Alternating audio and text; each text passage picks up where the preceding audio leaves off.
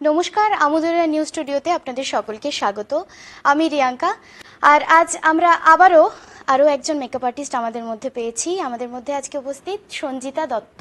কেমন আছো সঞ্জিতা? নমস্কার, ভালো আছি আমি। সঞ্জিতাকে যখন আমরা পেয়েছি তখন আমরা অবশ্যই মেকআপ নিয়ে কথা বলবো, সেটা সকলে বুঝেই গেছো। কিন্তু মেকআপের আগে তোমাকে একটা কথা জিজ্ঞাসা করব যে এত কিছু প্রফেশন থাকা সত্ত্বেও মেকআপকে বেছে নেওয়া কেন? আচ্ছা, মেকআপটা আমার ভালোবাসা।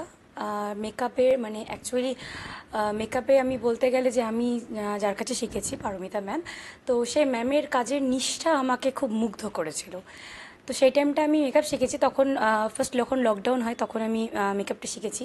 তো মেকআপটা শেখার পরে একদম যখন আমাদের ফার্স্ট লকডাউন হয় মার্চ মাসে, তো লকডাউন হওয়ার পরে আমরা একদম সেই টাইমটা এতটা ইনভেস্ট করার পরে আমরা সেটার ইনকাম সোর্সটা মানে পাইনি, যেহেতু লকডাউন ছিল। তারপরে আমরা ডিসেম্বর মাসে হয়তো আমাদের সব কিছু স্বাভাবিক হতে হতে ডিসেম্বর মাস পড়েছিল। তো ততটা টাইম মানে উইদাউট প্র্যাকটিসে খুব নার্ভাস ছিলাম। হ্যাঁ, তো তারপরে যেটা হয় প্রথমে বাড়ি থেকে যেটা হয়, অত কিছু তো বোঝে না, সেটাকে বোঝাতে হয় বা আমাদের কাজটাও একটু দূরেও যেতে হয় কোনো কোনো সময়, স্টুডিওতে সবসময় তো কাজ হয় না, স্টুডিও যেতে হয়। তো সেটা বাড়িতে ওটাকে মোটিভেট করা, বাড়ির মানুষের সাথে সেটাকে মানে বলা। প্রথম থেকে সেই সাপোর্টটা পেয়েছিলে? প্রথম থেকে বলতে গেলে বাড়ির মার সাপোর্টটা পেয়েছিলাম। এবার প্রথমে ধরো সেই টাইমটা সবাই বোঝে না যে মানে কাজটা কী কীরকম, আগে মানে আগের কাজের সাথে এখন অনেক ডিফারেন্স। হ্যাঁ, তো পার্লার আর মেকআপের মধ্যে একটা ভেরিয়েশন আছে, তো সেটা ওই কোথাও গিয়ে ওই পার্লারের সাথে জয়েন্ট হয়ে যায়, তো সেই জিনিসগুলো থেকে। তো তখন প্রথমে সাপোর্টটা আমি খুব ভালো মানে একদম বলতে পারি না 100% পেয়েছি। হ্যাঁ, তো তারপরে সেটাকে আমাকে বুঝিয়ে সেই ডিসেম্বর মাস থেকে জার্নি স্টার্ট করে এতদিন গ্যাপ গেছিলো, তারপর ডিসেম্বর মাস থেকে আবার মানে কিছু কিছু ইনভেস্ট করে, মানে ইনভেস্টের দিক থেকেও কিছু কিছু ইনভেস্ট করে আবার সেই ঘুরে দাঁড়িয়ে আজকে যেইটুকু করেছি সেটাই। তো সেটা তোমাকে যদি বলি যে রানিং এটা কত বছর ধরে করছো তুমি? হ্যাঁ, ওই ডিসেম্বর মাস থেকে 2021 ডিসেম্বর মাস থেকে আজ পর্যন্ত চলেছে। আরো এগিয়ে যাওয়ার চেষ্টা করব। আচ্ছা, মেকআপ কি মানে খুব ছোটবেলা থেকে ইচ্ছে ছিল নাকি যে এটা বললে যে মানে ম্যামের কাজ দেখে তোমার ইচ্ছে হয়েছে? ছোটবেলায় ডান্স করতাম, সেই সূত্রে যতটা মেকআপ হয় আর কি, তো ইন্টারেস্ট ছিল।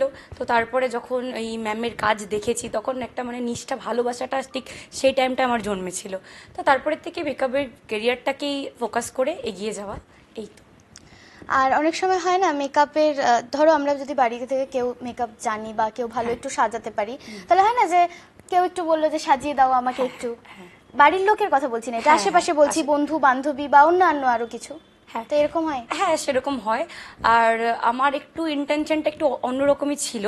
তো যেরকম আমি প্রথমের দিকে মানে এখনও আমি সময় সুযোগ যদি ফাঁকা থাকি, কারো যদি মানে আর্থিক অবস্থা প্রবলেম থাকে, তো আমি সেই দিক থেকে আমি চেষ্টা করি আমার 100% দিয়ে সেটাকে আমি চেষ্টা করি তাকে ফুলফিল করা। কারণ বিয়েটা আমাদের কাছে খুব স্পেশাল, আর সেই কাজটাই আমরা তুলে ধরি।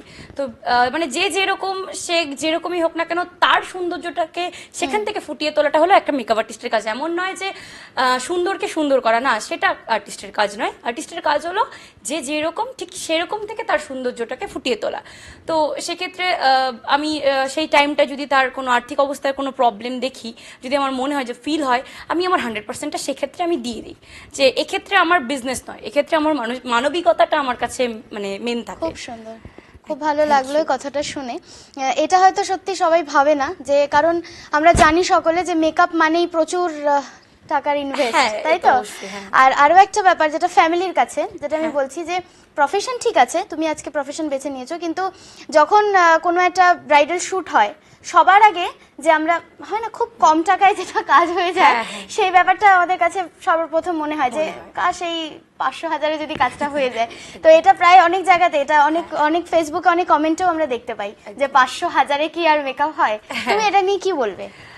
না, 500,000-এ মেকআপ সেক্ষেত্রে আমি বলবো যে মানে 500,000-এ যে কাজটা হবে সেই কাজটা হয়তো রেঞ্জটা মানে মানে বেশি হলে মেকআপের মানে কোয়ালিটিটা চেঞ্জ হয়ে যাচ্ছে, ঠিক আছে? তো সেক্ষেত্রে যদি প্রফেশন আমি দেখতে চাই তো সেই দিকে ব্যালেন্স করতে হবে যে মানে 500 টাকা, যে ধরো আমি যদি এখন ফোন করি মেকআপ আর্টিস্টকে, তো আমি এটুকু আমার মনে রাখতে হবে যে 500 টাকায় নিশ্চয়ই 500 টাকার মতনই দেবে, তো 1000 টাকায় নিশ্চয়ই 1000 টাকার মতনই দেবে। তো এই জিনিসটার ভেরিয়েশন ধরো মানে যে মেকআপ করবে সে যদি জেনে থাকে তাহলে ধরো আমাদের ডিসকাস করতে খুব সুবিধা হয়। আচ্ছা, এবারে আমরা কথা বলবো পুজো নিয়ে। সামনে পুজো, তুমি বলো যে পুজোর 4 দিন নিজেকে কতটা সুন্দর করে সাজাবো আর কিভাবে সাজাবো সেটা আমাদের ভিউয়ার্স। আমাদের বাঙালির সবথেকে যেটা আমাদের মানে সারা বছরে হ্যাঁ শ্রেষ্ঠ উৎসব দুর্গাপুজো। তো এই দুর্গাপুজোতে আমি বলবো সবাই সবার আগে ভালো মতন ডিহাইড্রেটেড থাকো, জল খাও, সেটা সবার আগে মাস্ট। আর সাজুগুজু তো আছেই, সেটা তো মানে বাহ্যিক ব্যাপার। তো সবার আগে মানে ডিহাইড্রেটেড থাকো, জল টল খাও। আর তাছাড়া মেকআপের দিক থেকে অষ্টমীর লুক আমাদের খুব ওটা খুব মানে সুইটেবল একটা লুক, অষ্টমীর সাজ। তো এই তো। আরো একটা কথা তোমাকে জিজ্ঞাসা করবো, ধরো অষ্টমীর সকালটা আমরা যখন সাজি একরকম সাজ হলো, সেটা খুব লাইট সাজ হলো, এবার যখন আমরা রাতের দিকে সাজতে যাই সেই স্কিনটা আমাদের প্রিপেয়ার থাকে না, অতটা সুন্দর মনে হয় না, আমাকে গ্লো লাগছে বা গ্লোয়িং ফেস মনে হয় না। ওই তো সেটার জন্য কি করব? সেটা হতে পারে আমাদের তখন রোদে আমাদের ট্যান থাকে, আমাদের শরীরে ট্যান থাকে তখন, সেটা তো সেটা রিমুভ করতে হবে। ট্যান রিমুভের জন্য তুমি হোম রেমেডি কিছু বলবে? হ্যাঁ, ট্যান রিমুভের জন্য হোম রেমেডি আমি বলবো যে একটা আমাদের যে রাগার ব্র্যান্ডের চারকোল পাওয়া যায় সেটা যদি ইউজ করো তাহলে খুব ভালো রেজাল্ট পাবে, খুব ভালো রেজাল্ট পাবে। এটা হচ্ছে তোমার সব স্কিনে না, আমি সেটা বলছি না, স্কিনে এটা হচ্ছে পুরোপুরি আমি প্রোডাক্ট চলে গেল। আচ্ছা, এবার তোমাকে যদি আমি বলি হোম রেমেডি, যেমন ধরো কফি হতে পারে, টক দই হতে পারে, শসা হতে পারে, ব্লা ব্লা আরো অনেক কিছু আছে, সেটা দিয়ে কি বলবে? দেখো এটাতে আমি বলবো যে অবশ্যই সেটা তোমরা আগে প্রত্যেকটা জিনিস ব্যবহার করার আগে সেটাকে আগে বুঝে নাও, কারণ এই ডাইরেক্ট টক যেটা সেটা আমাদের ফেসে একদম ডিরেক্ট লাগানো উচিত নয়, ঠিক আছে? সেটা আমাদের ফেসে ডিরেক্ট লাগানো উচিত নয়, সেটা প্রসেসিং হয়ে যখন আমরা কিছু দ্বারা ব্যবহার করি সেটা আমাদের স্কিনের পক্ষে বেটার। তো এই জন্য আমি বলবো যেই জিনিসগুলো তোমরা আগে ইউজ করবে সেটা আগে সেটা সম্পর্কে একটু জেনে নেবে যে আমাদের স্কিনের সাথে সেটা যাচ্ছে কিনা। মানে আমাদের স্কিন কারো এরকমও হতে পারে যে পাতলা হতে পারে, ডিপ হতে পারে, ধরো কেউ ভিডিওতে দেখছে, ইউটিউবে দেখছে যে ওইখানে টক দই বা কিছু একটা লাগিয়ে দিচ্ছে, তো এবার হতে পারে তার স্কিনের টেক্সচার আমাদের স্কিনের টেক্সচার এক নয়। তো সেক্ষেত্রে ওটা আমাদেরকে আলটিমেট আমাদেরকে আগে জানতে হবে আমাদের স্কিন কিরকম, মানে অয়েলি না ড্রাই, সেই হিসাবে আমরা ট্রিটমেন্টটা বা যেটা আমরা বাড়িতে ইউজ করবো সেটা আমাদের করতে হবে। আচ্ছা, এটা চলে গেল পুরোপুরি আমাদের ফেস। হ্যাঁ, এবার ফেসের সাথে যেটা সবথেকে দরকার সেটা হচ্ছে হেয়ার। হেয়ার কি বলবে বলো?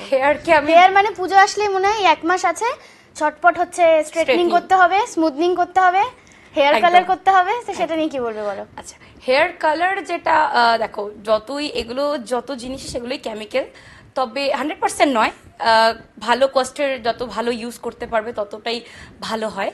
তবে মানে সবারই একটা পুজোতে তো একটা ইচ্ছে থাকেই যে আমরা হলো স্ট্রেটনিং করব, স্মুথনিং করব, এগুলো চলে গেল। আর ট্রিটমেন্টের মধ্যে গেল বুটক্স, কেরাটিন বাগেরা, এগুলো চলে গেল। তো সেটাও করতে মানে করলে একটা সুন্দর স্মার্ট লুক হয়, সেটা খুব মানে ভালো লাগে। তো এই জন্য অবশ্যই সেটা করো পুজোর আগে, কারণ এটা আগে নিজের সাজুগুজু, তারপরে সবকিছু। আর সব থেকে ভালো কথা যে শরীরটাকে ভালো রাখতে হবে, আমাকে এমনি সুন্দর দেখায়। একদম একদম মানে তুমি যেরকমই থাকো সেরকম যেন তুমি ফিট আছো, এটুকু আমাদের মানে 100%। তুমি রোগা মোটা যাই থাকো না কেন, ফিট থাকো, এটুকুই হলো কথা। মানে তুমি জাস্ট মানে এফোর্ট দিয়ে সারাদিনের কাজটা তুমি করতে পারছো কিনা সেটা তুমি দেখো, ব্যাস এই। আশা করি আমাদের ভিউয়ার্সরা সব বুঝতে পেরেছে এবং যেই কথাগুলো বললো সবগুলোই সত্যি কথা, সুন্দর কথা।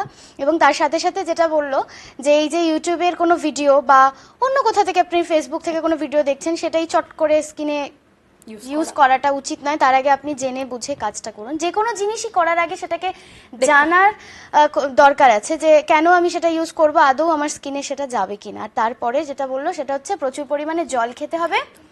আর কি বলো খাওয়ার দিক থেকে যদি একটু জিজ্ঞাসা করি, জলের সাথে সাথে আর জলের সাথে সাথে যদি ফিটনেসের দিক থেকে হয় তাহলে লেবু টেবু খাবার, তো সেটা খুব উপযোগী আমাদের শরীরের দিক থেকে, আমাদের ভেতর থেকে মানে খুবই টক্সিন বের করে। আর আমরা যদি আমাদের স্কিনটা খুব মানে হয় না র্যাশেস হয়ে যায়, তাহলে আমি বলবো বরফটা ইউজ করা উচিত।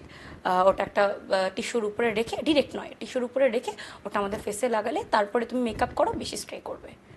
আচ্ছা, তাহলে এই ব্যাপারটা ঠিক বলেছো যে স্টে করার ব্যাপারটা, যে প্রায় 3-4 ঘন্টা একদম কন্টিনিউ যদি কেউ মেকআপ করে, স্টে ব্যাপারটা খুব দরকার, যে হয় না বা 1 ঘন্টা পরে দেখা যাচ্ছে যে স্কিনটা একটু ডাল হয়ে যাচ্ছে বা একটু কালো কালো মনে হচ্ছে।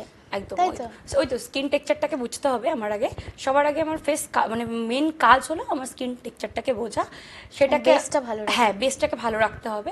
ওই জন্য যদি আমি মনে করি যে আমার মেকআপ ডাল হয়ে যাচ্ছে বা কিছু প্রবলেম হচ্ছে, তাহলে আমি বলবো কিছুটা টাইম তুমি একটু আইস ইউজ করো, দেন তুমি মেকআপ করো, অনেক বেশি স্টে করবে। ওকে, থ্যাংক ইউ তোমাকে এত সুন্দর সুন্দর টিপস দেওয়ার জন্য। আশা করি আমাদের ভিউয়ার্সদের খুব ভালো লেগেছে। আমাদের সঙ্গে আজকে স্টুডিওতে উপস্থিত ছিল সঞ্জিতা দত্ত। এইভাবেই আমরা আবারও ফিরে আসবো অন্য কোনো এপিসোডে অন্য কোনো মেকআপ আর্টিস্টের সাথে এবং আরও কিছু টিপস নিয়ে। ততক্ষণের জন্য দেখতে থাকবেন আমুদিয়া নিউজ, সঙ্গে আমি রিয়াঙ্কা। Thank you.